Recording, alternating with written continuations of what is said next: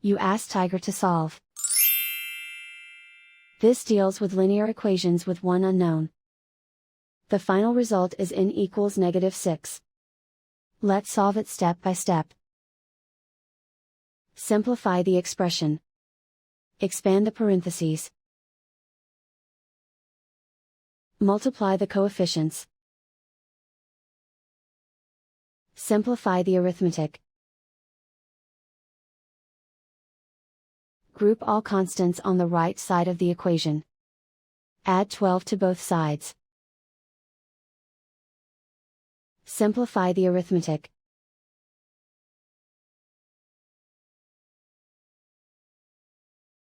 Isolate the n. Divide both sides by 36. Simplify the fraction.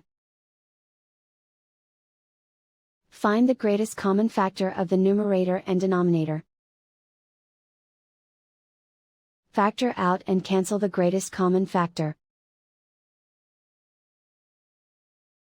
And so the final result is n equals -6.